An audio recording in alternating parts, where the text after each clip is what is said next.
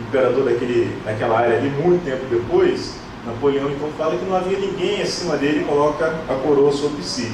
E essa questão de Carlos Magno vai influenciar na política, né, da relação da igreja e do Estado. Aqui vamos falar um pouco de geografia, que na aula passada a gente não teve essa questão não conseguimos ter essa questão das imagens. Então toda essa área avermelhada, rosada aqui, é o que formava o Império Romano. O Império Romano, de fato, essa era a área do Império Romano. Nesse ponto aqui, a gente chega para entender o Império Romano do Ocidente, essa parte alaranjada, e essa parte rosada aqui, o Império Romano do Oriente. A gente falou muito, né, sobre o Oriente, a Igreja do Ocidente, a Igreja do Oriente, o Papa, né, o líder da Igreja do Oriente, o líder da Igreja do Ocidente, para você entender então essa divisão geográfica que traz grandes influências no desfecho do desenrolar dessa época. E aqui a gente tem então, gostei muito desse mapa, o Império Carolíngio, que é o de Carlos Magno, foi coroado imperador 800, essa parte mais escura aqui. Essa mais escurinha aqui eram áreas que não eram de domínio direto, mas eram totalmente influenciadas pela política e religião do Império Carolíngio. Lembrando que esse nome Carolíngio veio do próprio Carlos, né, de Carlos Magno Carolíngio. Então aqui a gente tem o Império Bizantino, que é o do Oriente, certo? Em roxo. E toda essa parte verde aqui, ó, domínio muçulmano. Toda a parte verde, domínio muçulmano. Então é bom você deixar isso na sua mente, que a gente vai usar essa informação daqui a pouco. E como eu falei antes, né? Você tem essa frase aqui, que está aqui embaixo: homens fortes criam tempos fáceis, e tempos fáceis geram homens fracos. Mas homens fortes criam tempos fáceis, e tempos fáceis geram homens fracos. Mas homens fracos geram novamente tempos difíceis, né? E aqui a imagem de um navio, em homenagem ao meu amigo Matias, que chegou de viagem recentemente, que esteve desbravando os mares, mais ou menos desse jeito aí, certo, Matias? Um homem forte.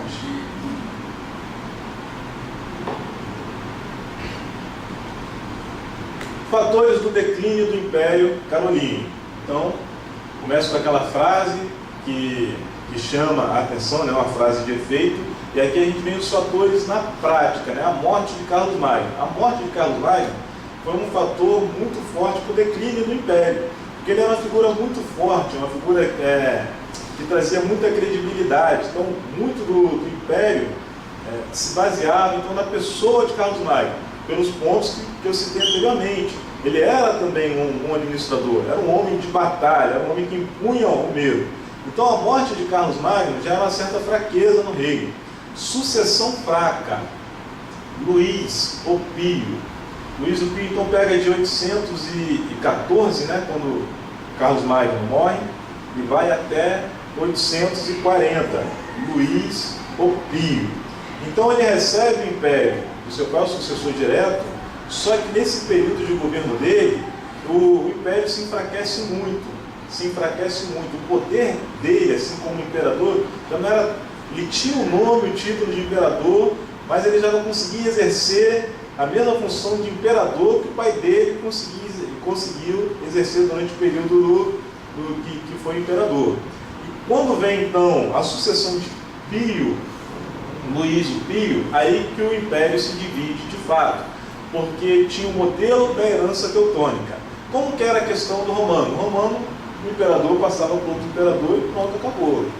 Passava para outro imperador, para o filho. Então, quando tinha uma revolução interna, uma traição, o outro assumia, era um imperador somente. Agora, só que o padrão teutônico de herança era bem semelhante ao nosso. O pai é dono de uma fazenda, ele morre, aquela herança, se ele não fizer um testamento, vai ter que ser dividido entre os filhos.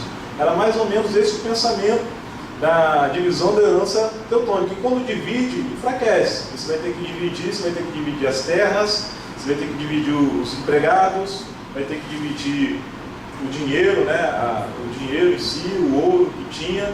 E como ainda que eu divida por 5, os 5 são irmãos. Quantos aqui são filho único? Levanta a mão. Iberique. Só Iberique. Opa, Chimene também, filho único, né? Então, quem aqui tem mais de 3 irmãos? Enoque, Jadir. Então vocês têm mais de 3 irmãos, sabem como é que é uma família com vários irmãos. Ainda que saia todo mundo do mesmo pai e da mesma mãe, cada um tem uma cabeça diferente, né? Pensa diferente. E para chegar num consenso, no mesmo contexto, de manter aquele poder ali da família, é muito difícil. Meu pai teve 16 irmãos, né? A maioria vivos. Então eu ia lá na casa da minha avó, quando tinha aquela reunião de família, no domingo, década de 80, que era macarrão e frango, né? Era o padrão do domingo, era macarrão. Era ou não era? Tô rico, era assim, né? Se identificou, né? O padrão da década de 80 no domingo era o macarrão e frango. Tinha que ter o macarrão e frango. Lembra lá, era ou não era, pastor? E o refrigerante, era só refrigerante bonito, aquela Coca-Cola de 1 litro, garrafa de vidro, que meu pai fala que é a única Coca-Cola que presta, que as outras não têm gosto tão bom quanto aquela Coca-Cola que garrafa de vidro. Eu falei, que isso, pai? Não tem, você pode provar para você ver que não tem. Até hoje ele briga comigo que não tem. Imagine você então, quando a fortuna e quando a herança, quanto maior a herança, maior é o problema. Então isso aconteceu na sucessão então, de Luís o Pio. Ele tinha 2 filhos, depois nasceu o terceiro, e ele viu numa situação difícil de dividir essa herança entre os 3 filhos, né? Carlos, Lotário e Luís. A ordem ali não está pela ordem de nascimento deles, mas tem uma certa lógica, a ordem que eu coloquei ali, Carlos, Lotário e Luís, que eu já vou mostrar para vocês aqui na frente, numa outra imagem. E o que aconteceu? Quando esses filhos assumem então o poder, quem deveria ter assumido o poder de fato era Luís, que era o mais velho, né? Vamos dizer, o mais velho era Luís. Só que o pai dividiu a herança pelo princípio teutônico, dividiu entre os 3 filhos. Então houve uma divisão de terra no Império, e foi dividido dessa maneira: Carlos, Lotário, Luís. Isso, Carlos, Lotário, Luís. Carlos é conhecido como Carlos Focal. Até aqui, ó, Carlos Focal. Então a divisão ficou assim: essa parte ficou com Carlos, essa parte aqui do meio com Lotário, e essa parte aqui mais oriental ficou com Luís. Essa foi a divisão então do Império Carolíngio. Mas no primeiro momento, Lotário, ele queria ser um imperador. Ele falou, não, vou dividir, vou segurar aqui esse rei, e vai ser apenas, vamos dar prosseguimento a esse império. Então Lotário queria que fosse, Lotário que é o do meio, né? Que ficou com a parte da divisão aqui do meio. Ele, de fato, recebeu o título de imperador, mas não tinha todas as terras sob o seu comando. Então Luís e Carlos e Luís hoje germânico, eles fizeram uma união, fizeram um trato entre os dois, se reuniram e falaram assim, olha, a gente não vai deixar nosso irmão fazer isso. A terra foi dividida e tem que ser dividida, e vamos manter o que nosso pai queria, vamos manter essa terra dividida. Então os dois fizeram um pacto de lutar contra o próprio irmão, de maneira que o reino permanecesse dividido. E o Lotário até tentou, se esforçou, mas viu que não ia para frente e deu volta a essa situação e deixou o reino como estava, dividido em 3. Né? Isso foi acordado no Tratado de Verdun. Eu não tinha colocado ali, aqui no papel tá. Foi o Tratado de Verdun, que isso foi fechado. O Tratado de Verdun, 1843, ou seja, 1840. Começa então, morre o pai deles, né, Luís, o Pio, e os 3 vão nessa briga até 1843, quando tem o Tratado de Verdun. Nesse tratado eles fazem essa divisão de terra. Essa questão geográfica que ficou aqui, desse império de Lotário, né, das terras de Lotário, isso gerou muitos conflitos, e esses conflitos, até mesmo na Idade Moderna, repercutiram, porque aqui ele tinha uma extensão de terra de 1.600 quilômetros e tinha aqui um estreito de cerca de 160 quilômetros. Então era facilmente transposto aquelas divisas ali, então foram muitas brigas E quando chega mais para frente, o que acontece é que esses dois aqui acabam espremendo esse do meio e esse aqui desaparece. Então tem que haver uma outra divisão de terras em 870. Isso, 870, que é o Tratado de Mersenne, que repercutiu nos conflitos modernos. Porque desse lado aqui a gente vai ter a França e do lado de cá a Alemanha, uma divisão de terras, um histórico de brigas e de guerras que repercute até nas guerras modernas, muito tempo depois. Então assim caiu o Império Carolíngio, né? Assim foi desfeito praticamente o Império Carolíngio. E a gente entra num ponto aqui muito interessante, entra na fase do feudalismo. Um dos mais importantes para quem está no vestibular, quando estuda história da Idade Média, que é pelo menos umas 3 ou 4 questões no vestibular sobre o feudalismo. E aqui nós temos uma imagem clássica de representação desse sistema político e religioso desse período chamado feudalismo. A gente tem aqui as 3 figuras que compunham esse sistema: o padre, o cavaleiro e o trabalhador, o camponês, né? Então essa ilustração, essa figura, ela ilustra como funcionou essa questão político, social, religiosa desse período do feudalismo. Então aqui a gente tem essas 3 figuras. A gente ainda tinha a figura do rei no feudalismo. O rei continuava existindo, ainda havia um rei. Lembra que a divisão do império a administração do império foi através dos ducados? Cada duque tinha o seu castelo, né? Tinha o seu castelo, mas tinha um rei. E o poder estava centralizado no rei. Quando chega nesse momento, o poder já descentralizou. Embora ainda tivesse um rei, o rei de fato ele era o rei do palácio, ali, próximo dele, onde o braço dele estendia. Mas nas extensões de terra, cada ducado ali mandava na sua área, no seu território. Então o rei ainda tinha um rei, eles estavam submissos a um rei, mas eles tinham a sua proteção própria, eles tinham o seu próprio militarismo, né? Os ducados tinham seus próprios militares. Embora eles estivessem debaixo da orientação de um rei, eles tinham todo o poder, eles decidiam tudo ali na sua jurisdição, na sua área, cobravam impostos ali na área deles, então eles tinham esse poder. Lembrando que esses duques foram homens que receberam esse ducado como herança de guerra, então eram experimentados na batalha, criaram seus filhos com viés de batalha, então eles tinham capacidade de prover a própria segurança do seu ducado. A gente tem aqui um fenômeno, que é o fenômeno da retirada. Quando a gente está lá no Império Romano, a população ela se concentra nas cidades, né? Então é uma população urbana. E quando a gente chega nesse ponto aqui com as invasões dos teutônicos, as invasões bárbaras, vândalas, então essas invasões elas focavam os principais centros, as principais cidades, onde tinham dinheiro, muita comida armazenada e coisa do tipo. Então quando cai esse poder do Império Romano, então a população ela começa a se ruralizar, a distribuir, e deixa de ser uma população com foco urbano. O sistema político, a base desse sistema político era a posse da terra.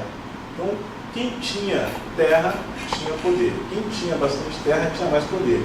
Terra e militar, né, soldado para proteger essa terra. Então, acaba sendo essa a ideia. E esse ponto é muito importante para você reter, guardar no fundinho do seu coração que quem tinha terra tinha poder. Nós vamos usar essa informação mais adiante. O poder, então, a gente vê que a foto, se a gente olhar esse panorama de cima, o poder político estava descentralizado nesse momento. E o que aconteceu com a igreja nesse período do feudalismo? A igreja ela foi secularizada. Não houve uma vida espiritual sólida da igreja, né? A igreja romana, ela não teve uma vida espiritual sólida. Tantas mudanças políticas e econômicas. Então a igreja foi se situando, então ela estava preocupada com essa questão, e se preocupou tanto com essa questão, que ela não deu tanta atenção para a sua vida religiosa, sua vida espiritual, seu relacionamento com Deus da igreja. A igreja foi muito secularizada.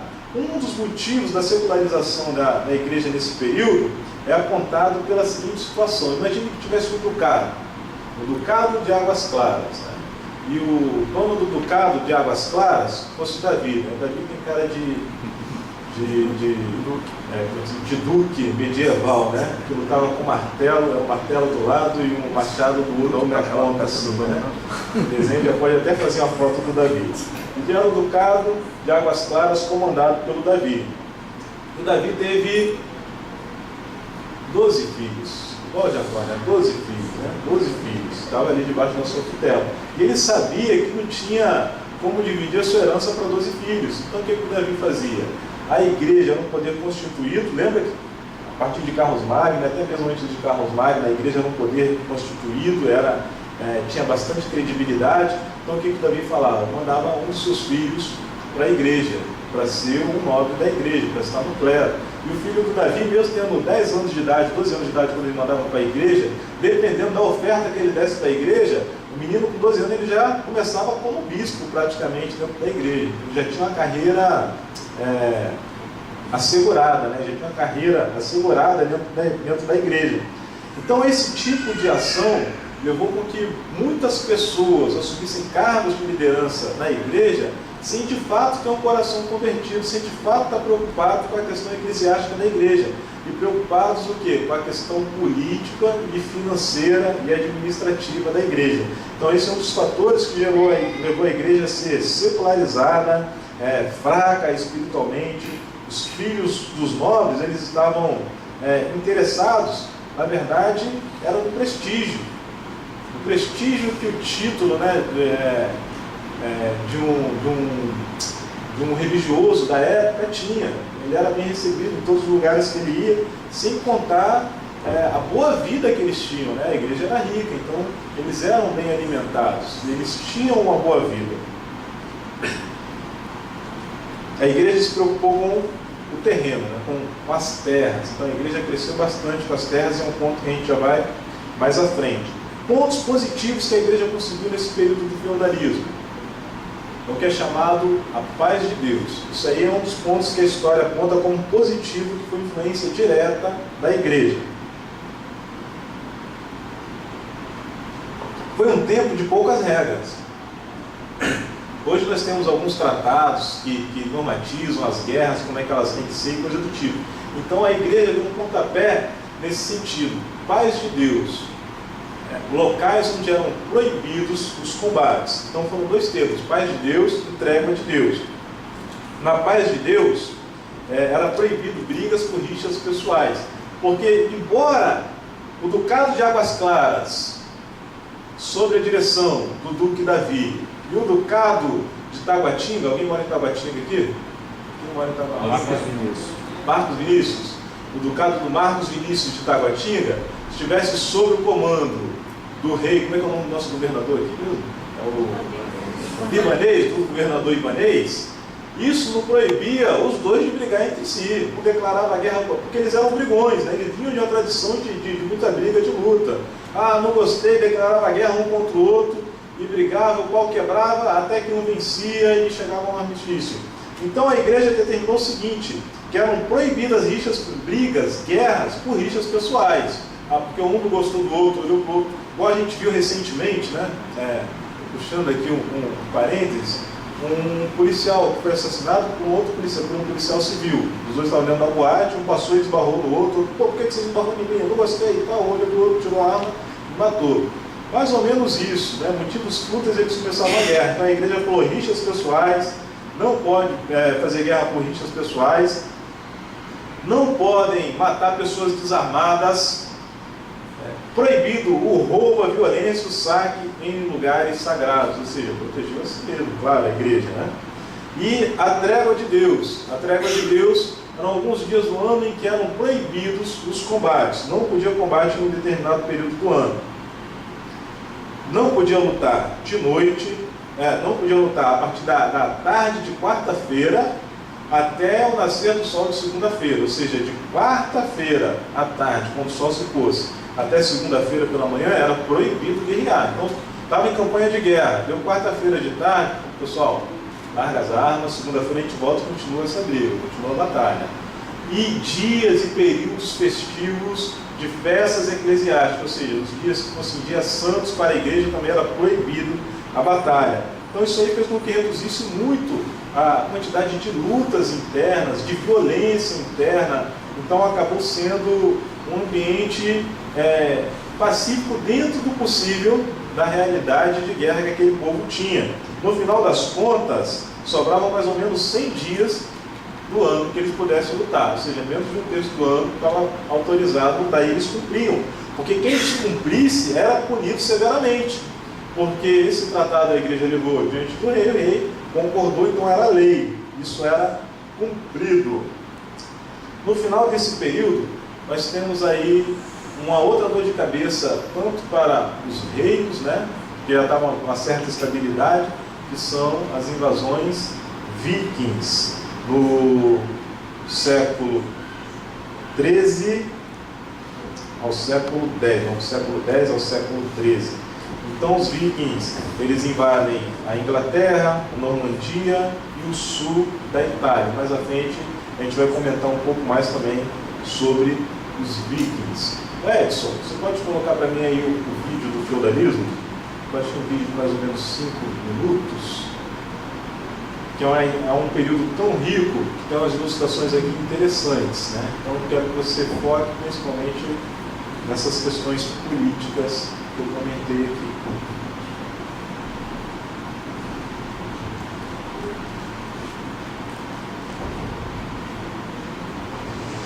Quando os germanos invadiram o Império Romano do Ocidente, eles distribuíam as terras entre os seus guerreiros, e eles atuavam como senhores absolutos dos seus territórios.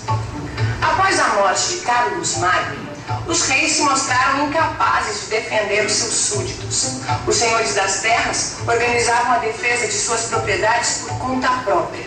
A Europa conheceu um novo estilo de vida. As cidades foram abandonadas e o único bem que interessava era a terra.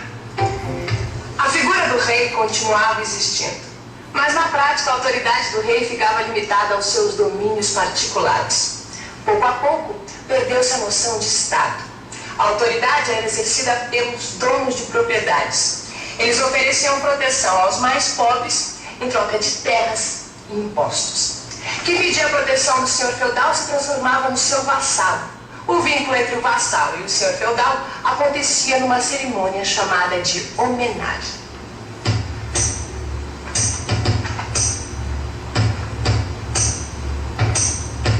Eu declaro seu vassalo. Eu o reconheço como meu senhor. Você jura fidelidade a mim, seu senhor? Juro. Você confia a mim como seu senhor as suas terras? Sim. Minhas terras pertencem ao meu senhor. Como seu senhor, eu aceito sua vassalagem.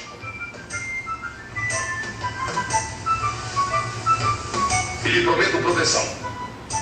E lhe entrego os direitos às estradas que passam pelas terras como benefício. Os benefícios que o senhor doava ao vassalo eram chamados de feudos. Daí vem o nome, feudalismo. Meados do século IX, o sistema feudal se estende rapidamente pela Europa. Quase todos os europeus são vassalos de algum senhor, e todos os bens são benefícios ou feudo de alguém. O dono do feudo exerce a autoridade de soberano sobre seu território. É ele quem cunha a moeda usada em suas terras. O dono do feudo tem um exército próprio. Ele não depende de rei nenhum para declarar guerra contra outros feudos. O senhor feudal administra a justiça e cobra os impostos. A servidão era outra face do feudalismo. Os servos do senhor feudal eram praticamente escravos. Eles trabalhavam duro, principalmente no campo, para manter os privilégios dos senhores que viviam nos castelos. E além dos camponeses que estavam presos à terra, havia também os vilões. Este nome não significa que eles eram bandidos. Os vilões eram os habitantes das vilas e das aldeias. Eles também trabalhavam para o senhor, mas conservavam a liberdade pessoal. A igreja participava ativamente do sistema feudal. Os mosteiros e as igrejas se transformaram em unidades de produção agrícola. Além disso, os bispos e os abades dependiam da nomeação do rei ou de algum grande senhor. Os amigos e parentes dos poderosos acabavam levando a melhor. E a venda de cargos na igreja era uma coisa muito comum. As reações contra a situação da igreja feudal não demoraram. Em vários lugares surgiram tentativas de reformas dos dogmas. Dogmas são os ensinamentos oficiais da Igreja. Alguns papas fizeram reformas importantes para combater a desordem da Igreja de Roma. A reforma começada pelos papas acabou chegando nos mosteiros. Este lugar que eu estou aqui é um mosteiro. Na Europa feudal, esses lugares eram os únicos centros.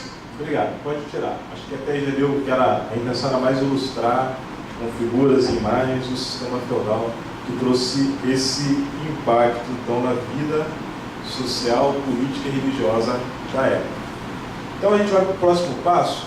Então a gente termina aqui com a invasão viking, né? O começo das invasões vikings. E a gente vai para um período que o livro cita de reavivamento. Um reavivamento que a igreja passou ainda nesse período.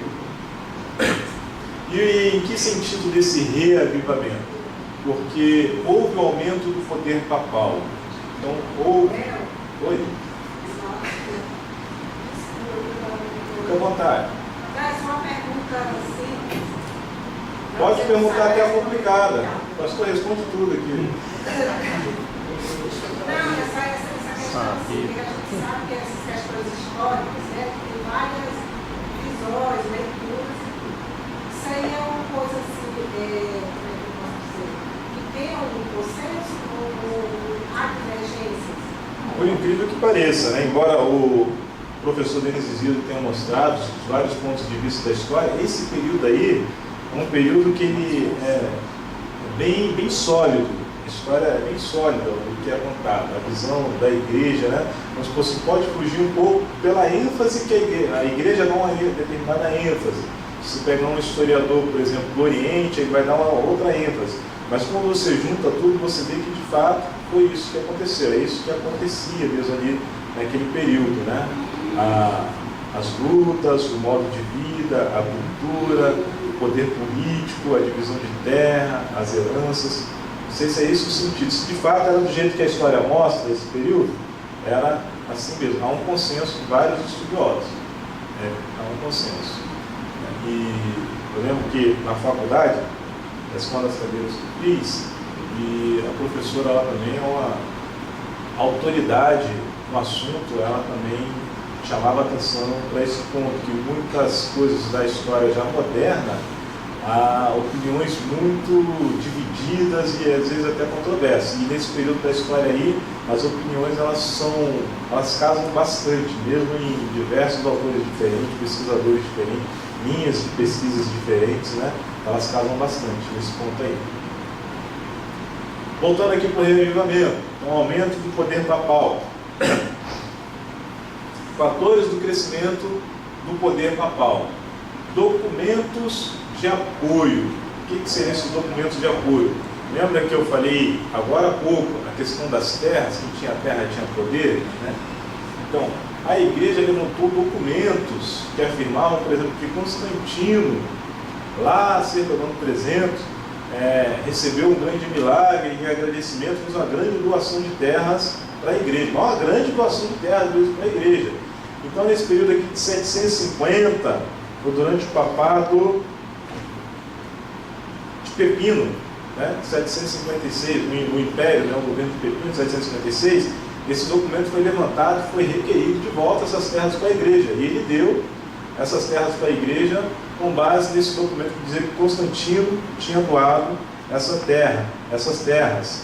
Tinha um outro compêndio de documentos chamado também de decretais, né, que citava Constantino, citava também até mesmo o Clemente de Roma. Não só falava de doação de terras, de demarcações de terras para a igreja, como falava também do poder que a igreja tinha, do poder que o Papa tinha. Falava, por exemplo, que a igreja era um poder atemporal, que ia além do governante do seu tempo. Ou seja, que o imperador não poderia mandar nem opinar na igreja. Então esses documentos foram levantados, que dava a supremacia do Papa, para ele tomar a decisão que ele quisesse, sem precisar consultar o rei, o imperador, independente do governante que tivesse ali. Dava também liberdade do controle secular. Liberdade. Então, o rei não poderia opinar nas questões da igreja. Por outro lado, o Papa ele acabava opinando nas questões da sociedade, mas o rei não podia opinar na questão da igreja. Então, esses documentos foram muito questionados, né? Muitos afirmam que esses documentos foram falsificados, forjados, alguns deles, né, forjados, mas o fato é que isso concedeu poder ao Papa. O número 2, conversão dos vikings, né? O rei Haroldo da Dinamarca solicitou o missionário em 1826, Ansgar. Passou 36 anos lá evangelizando, e praticamente todo o reino da Dinamarca foi evangelizado, houve uma conversão de fato, houve um trabalho muito bem feito lá na Dinamarca. Até o ano 1000, a Suécia, a Islândia e a Noruega também foram evangelizados. Para você ter ideia, hoje, 87% da população da Dinamarca são de cristãos luteranos. 71% na Noruega hoje são de cristãos luteranos. Isso é uma herança praticamente desse tempo do cristianismo, que foi a conversão dos vikings. E os vikings eram guerreiros vorazes, guerreiros hábeis. Eles causaram muitos problemas para a igreja. Eles saqueavam os mosteiros ficavam próximos aos rios, próximos aos mares. Então ele causou muito dano, não só para os governantes da época, mas também para a igreja. Eles saqueavam a igreja, entenderam que na igreja tinha ouro, tinha riquezas na igreja, e eles eram saqueadores. Então a conversão da Escandinávia, a conversão dos vikings, foi um avanço para a igreja. A missa, a Eucaristia, principalmente, o ponto da missa em que chegou-se à conclusão de que quando o padre ele pegava o pão e ele fazia a oração, havia uma consubstanciação. Embora esse termo não fosse utilizado, na prática era isso que eles defendiam. Naquele momento, aquele pão se tornava de fato uma carne de Cristo, e que aquele suco, aquele vinho, né, se tornava de fato no sangue de Cristo. Então, entenda por que isso foi formulado em 1831. Pascasio Radbert foi o primeiro enunciou esse pensamento, e que foi oficializado como doutrina em 1215, no Concílio de Trento, e ratificado em 1545 pela Igreja. Então, nesse momento, entenda bem o que aconteceu. Qual é a visão?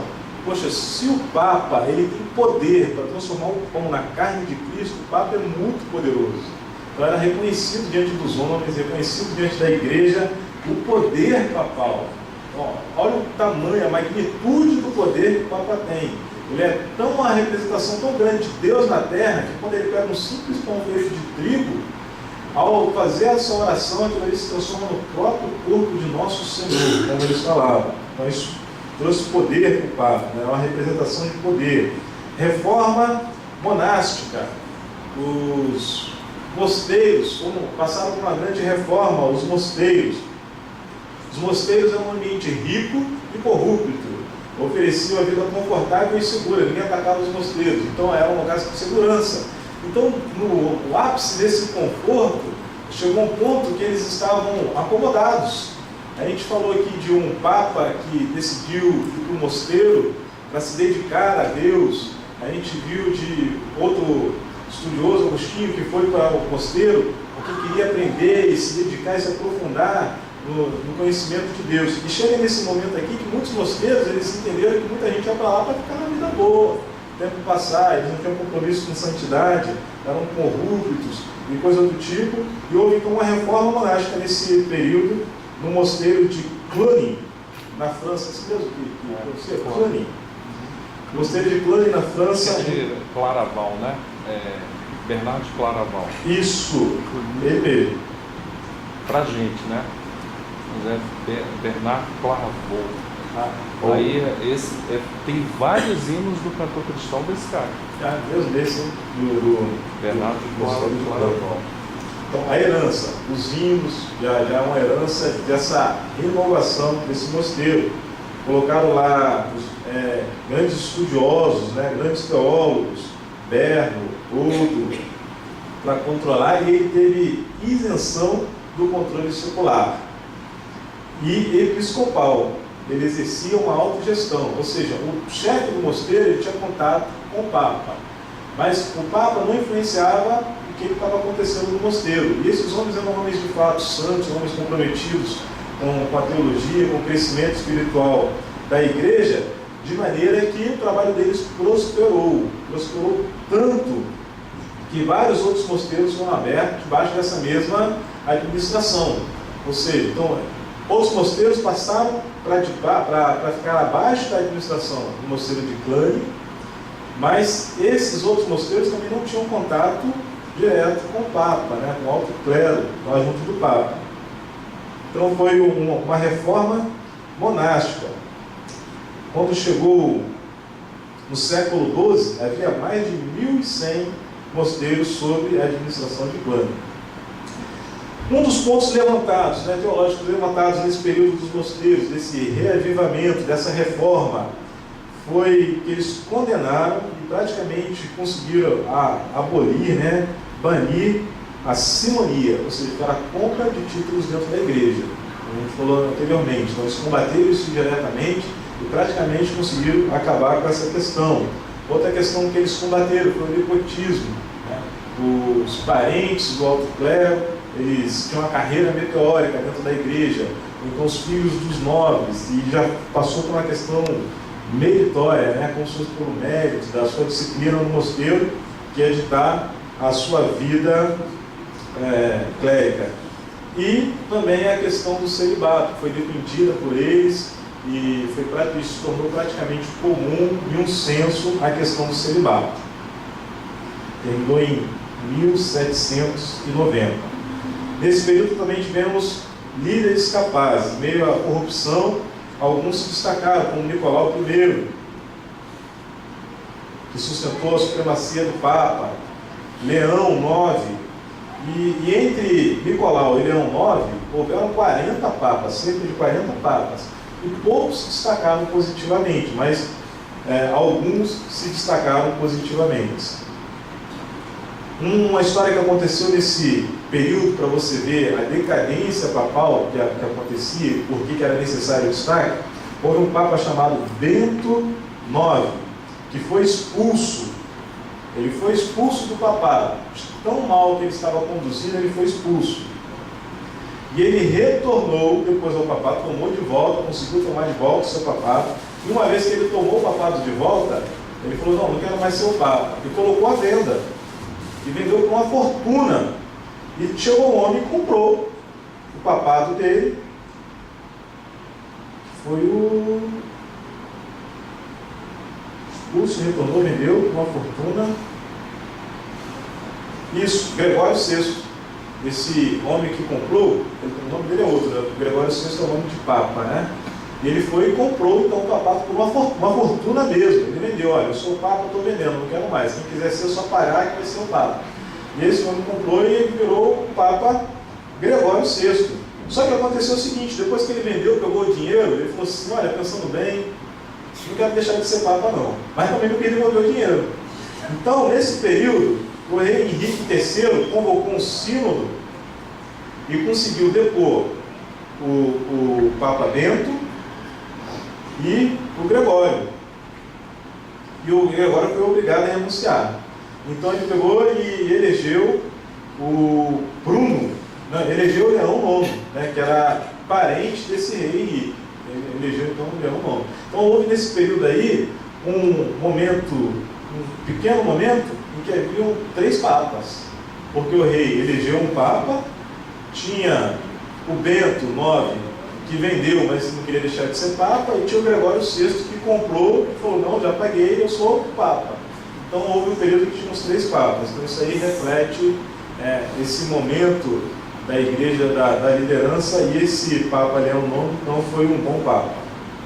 E a gente vai para o próximo ponto. Esse aí é o mosteiro de Cluny hoje, lindo, bonito. Então você vê o tamanho da riqueza. Welder, questão da missa, é interessante notar assim que, por exemplo, a questão do pão e do vinho, Certo.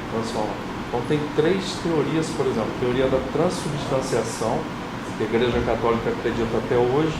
Por exemplo, que Jesus falou que Pedro, esta pedra, sobre esta pedra vou edificar a minha igreja, né? Então, a partir de Pedro, que eles consideram o primeiro Papa, então a questão da missa, né? Qualquer igreja católica que você vá, no mundo todo, Igreja Católica Romana, vai ter missa todos os dias na igreja, na paróquia. Por quê? Aí eu estou voltando lá atrás, né? Que, por exemplo, a Igreja Católica acredita que Pedro foi o primeiro Papa, ele recebeu de Jesus Cristo a extensão do que? Dele ser a pedra, a rocha que vai ser edificada a igreja, né?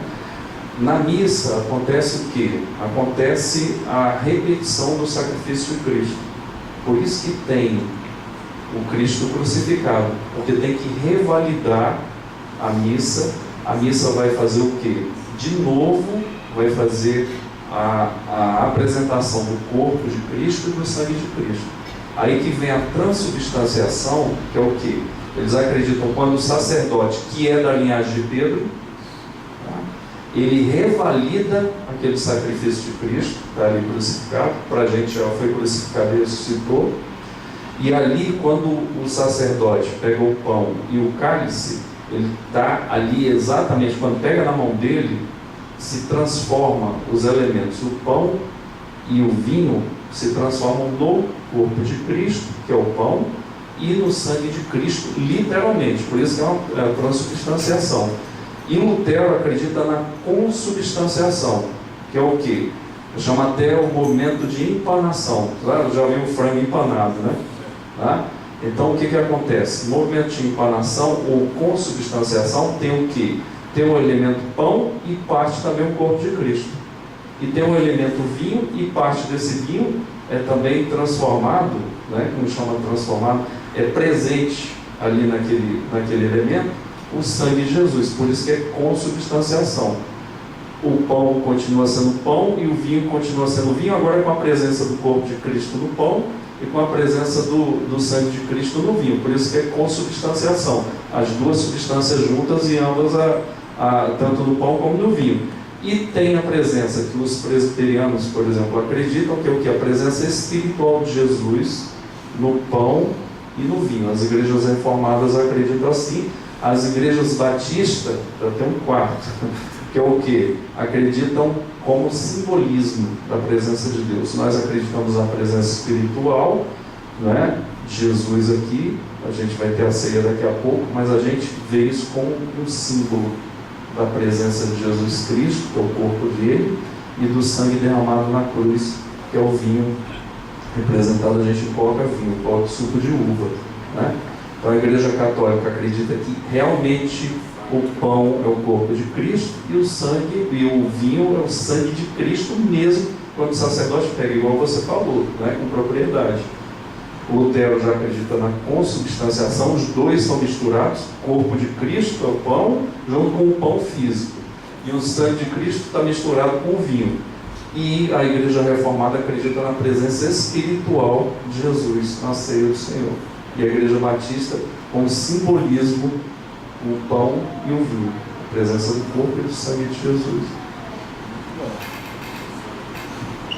Muito bom. E essas questões, né, parece algo simples, a gente vai ver o desenrolar de questões como essa, as consequências que vão trazer das brigas na igreja mais para frente. Está aí o mosteiro, lindo mosteiro.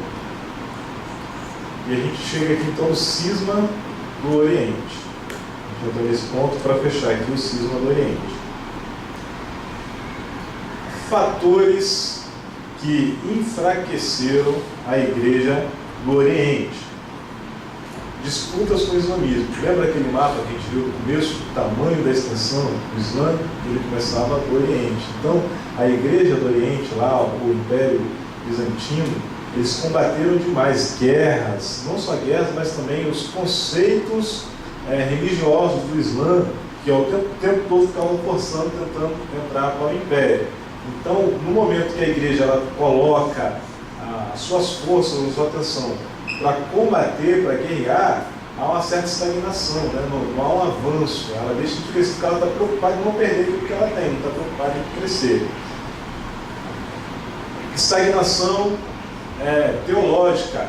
Houve como se fosse uma paralisação do crescimento teológico por parte da igreja grega, né? Interessante que a igreja lá, a linguagem da igreja era grega. Então houve uma certa estagnação teológica.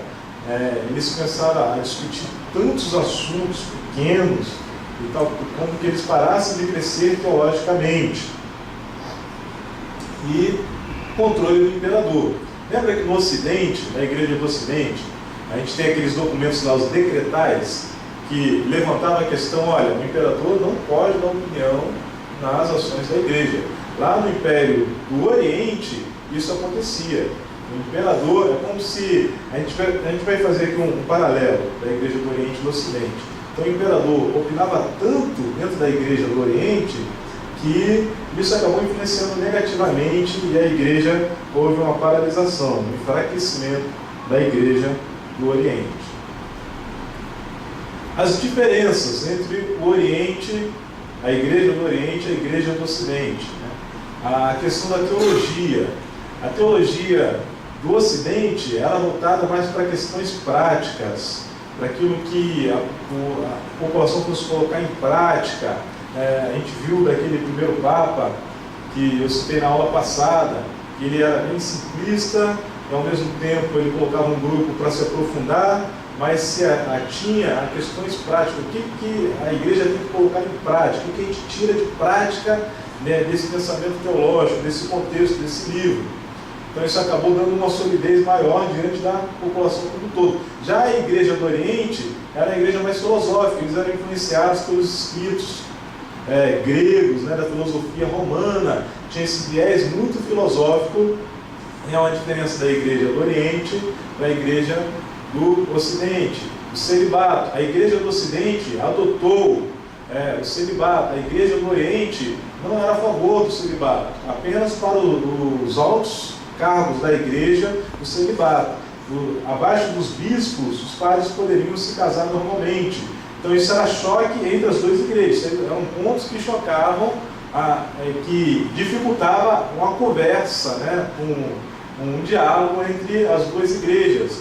Para você ter ideia, a questão da barba, a igreja do Oriente falava que o padre, o sacerdote, ele tinha que ter uma barba imponente. E a igreja do Ocidente falava que isso não tinha necessidade nenhuma disso. Quem quisesse ter barba podia ter, quem não quisesse não precisava ter. Eu tenho um amigo na igreja evangélica aqui no Brasil, na igreja dele é proibido ter barba. Se você for com a barba, fazer igual a minha, está do jeito aqui hoje, aqui assim, está um pouco por francês, já está aparecendo, né, e eu for da parte de obreiro, por exemplo, se eu chegasse com a barba no nível que está aqui a minha, era bem possível de o líder da igreja falar assim, olha, você não vai dar aula não, se você desenhar a barba, é sério. Né? Então essa questão que era lá na antiguidade, ainda hoje algumas igrejas não adotam isso aí. Então o Ocidente achava que não tinha problema nenhum ter ou não ter barba. Já o Oriente achava de suma importância que o sacerdote, né, o padre, o bispo, tivesse uma barba imponente. O idioma deles era diferente. No Ocidente, eles falavam latim. No Oriente, eles falavam o grego. E os seus conceitos teológicos também. Tinham conceitos teológicos diferentes. Por exemplo, sobre o Espírito Santo. A questão do Espírito Santo é interessante, porque o conceito da igreja do Oriente é que o Espírito Santo vinha de Jesus, não vinha de Deus. E a igreja do Ocidente falava que o Espírito Santo ele vinha da parte de Deus. Já a igreja do Oriente falava que o Espírito Santo ele vinha a partir de Cristo, não vinha de Deus. Então isso gerava uma confusão. A data da Páscoa, um assumia que a data da Páscoa era num determinado período, né, que era fixo, a outra era um período cíclico, de acordo com o calendário, mais baseado no calendário judaico, calendário antigo, oriental. Então questões como essa aí já foram gerando aquele racha na igreja, aquela divisão. Eles não conseguiam muito diálogo, né? Não conseguiam muito diálogo. O diálogo deles não avançava tanto. Aqui a gente vê uma imagem que representa a igreja do Ocidente e a igreja do Oriente.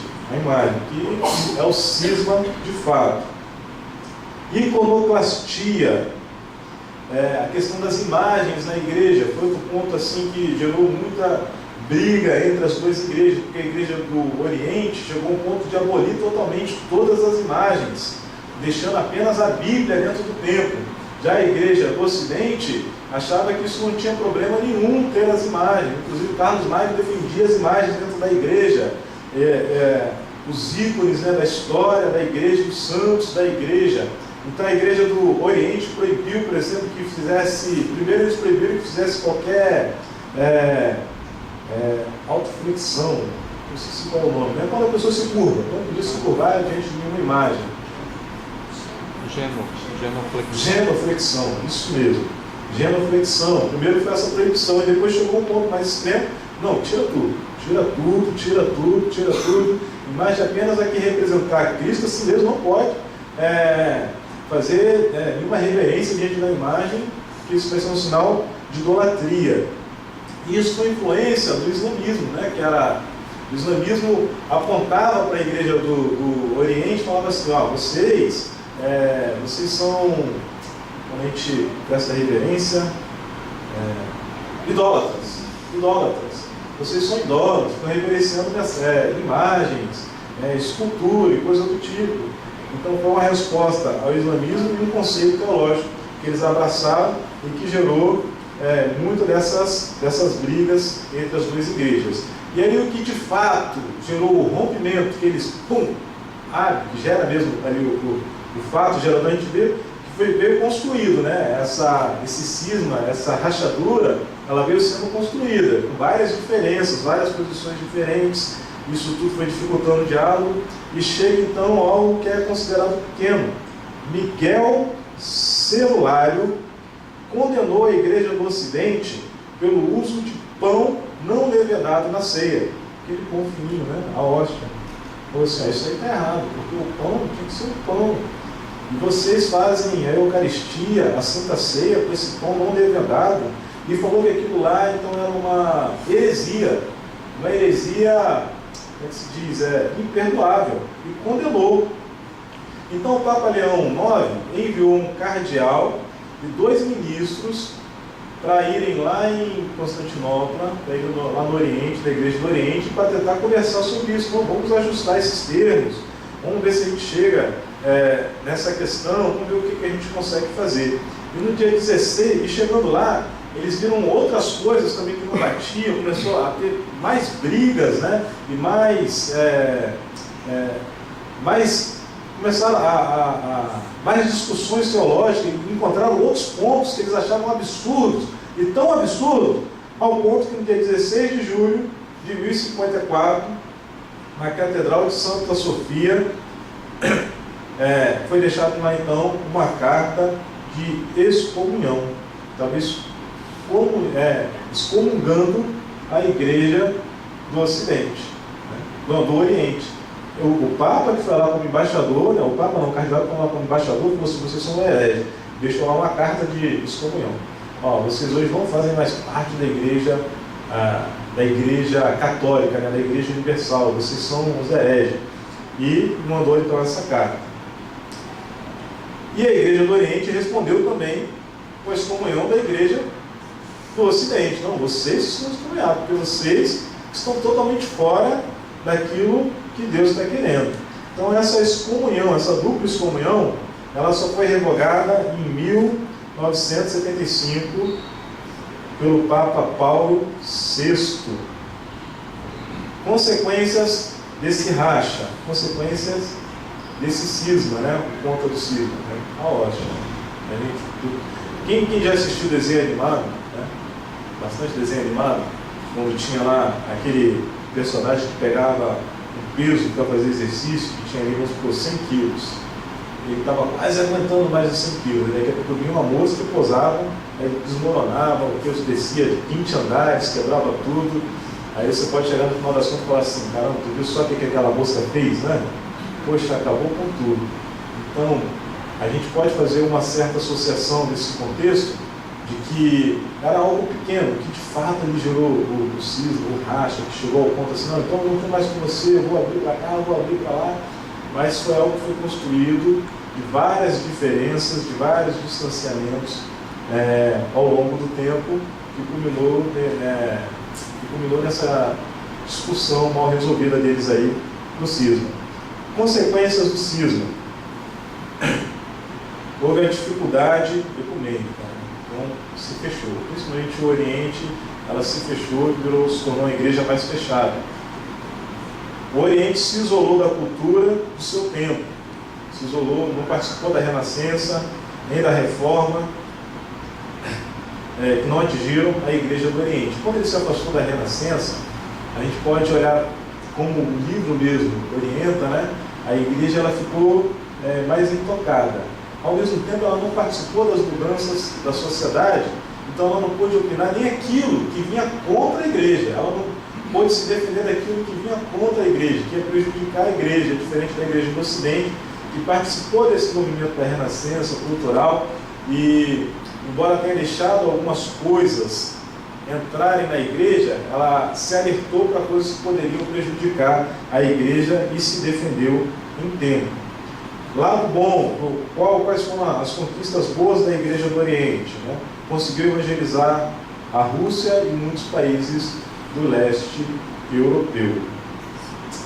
E aqui a gente encerra essa nossa segunda aula. É a igreja ortodoxa, né? A igreja católica ortodoxa. Isso. Que ela é baseada nessa igreja do Oriente. Tem até no JK, perto do JK Shopping, que eu fui cumprir um mandado lá e fui perguntar o que era a diferença, né? Porque os padres lá casam, eles têm, nossa, até cheio de coisa. Aí ela falou que eles não estão sob a autoridade de Roma, mas sim são baseados na igreja do Oriente. Aí, como eu não conhecia, quis entender agora, foi legal que eu entendi. Isso. Muito obrigado, Lívia. Quando a gente fala igreja do Oriente, a partir do cisma, né, é um sinônimo de igreja ortodoxa. Quando a gente fala igreja católica ortodoxa, é praticamente um sinônimo, é o nome da igreja e que a gente conhece como igreja do Oriente, aqui no contexto que a gente pegou lá de trás, trazendo aqui a igreja do Oriente, mas a partir do momento que divide, tem os dois sacerdotes ali, um de uma cor, outro de outra. Então, eles têm semelhanças, mas tem muitas diferenças também. É bem interessante. Mais alguma pergunta? Tem mais um vídeo de 4 minutos que dá para passar, pastor? 11h06? Dá para passar? Eles colocam no minuto 4 aí para mim, por favor. É praticamente uma revisão do que eu falei do cisma aqui do Oriente. Não é praticamente uma revisão. É um vídeo bem ilustrado, animado, corrido. Olha no minuto 4. Mais alguma pergunta?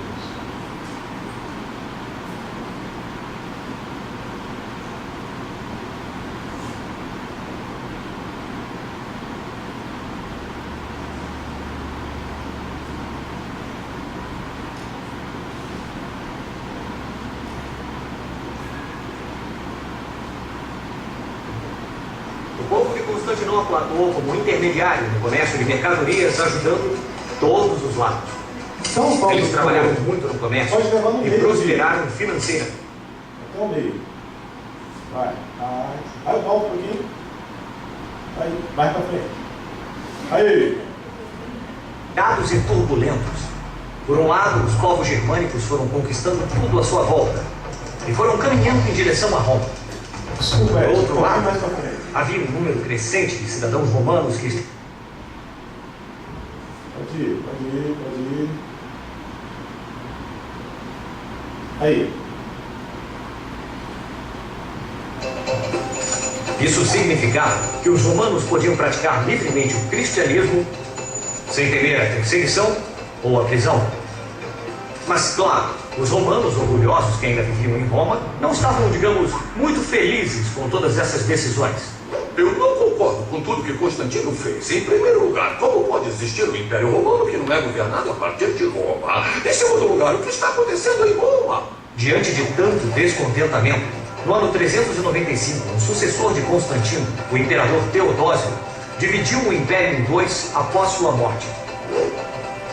Teodósio foi o último imperador a governar tanto a parte oriental, com capital em Constantinopla, como a parte ocidental, com capital na antiga Roma.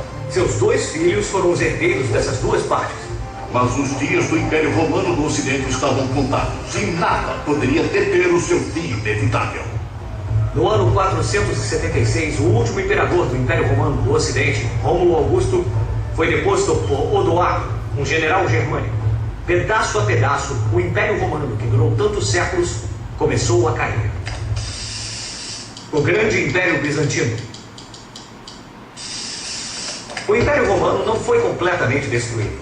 O Império Romano do Oriente, centrado em Constantinopla, continuou a florescer. De fato, ele se transformou no que chamamos de Império Bizantino, que durou mais de 1000 anos. No ano 527 d.C., o Império Bizantino tinha seu primeiro grande imperador, Justiniano, o Grande. Justiniano teve muito trabalho, e seu reinado durou 38 anos. Isso é muito tempo! Justiniano usou a vasta quantidade de dinheiro que estava entrando no Império e ordenou a construção de diversas obras. Primeiro, ele construiu a frota de guerra mais importante de todo o Mediterrâneo. E com isso protegeu o comércio dos ataques de navios piratas. Ele também conquistou grandes territórios, incluindo a Itália e partes da Espanha, da África e do Egito. O Império era um território tão extenso, com diversas culturas e religiões, que era difícil manter tudo unificado. Então Justiniano decidiu unir o Império através da religião. Assim ele ordenou a todos os habitantes que adotassem o cristianismo como a única religião do Império. E assim o cristianismo foi se espalhando por todo o Império. Ele também ordenou a construção de uma infinidade de igrejas. Ninguém tinha a menor dúvida sobre onde ir para rezar.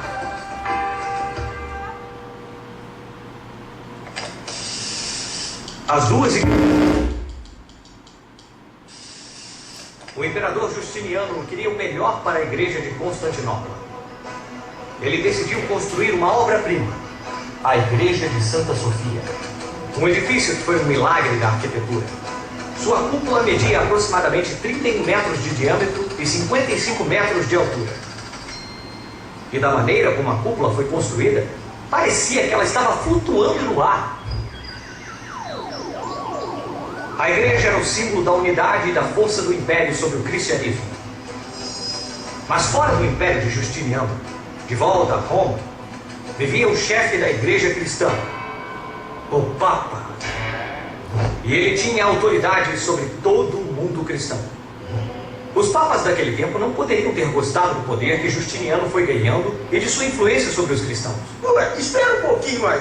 Não entendi, eles não eram todos cristãos? É, Pipo, todos eram cristãos. Mas os papas de Roma tinham certas crenças de como o cristianismo devia ser praticado. Isso incluía tudo, desde como ensinar a Bíblia até em que língua as pessoas deveriam orar. E o Império Bizantino tinha ideias diferentes sobre como praticar o cristianismo. E acreditavam que elas também eram corretas. Assim, essa discussão sobre as duas abordagens levou o cristianismo a se dividir em duas correntes. No oeste, o que seria a Igreja Católica Romana, ligada a Roma, e no leste, o que se tornaria a Igreja Ortodoxa de Constantinopla.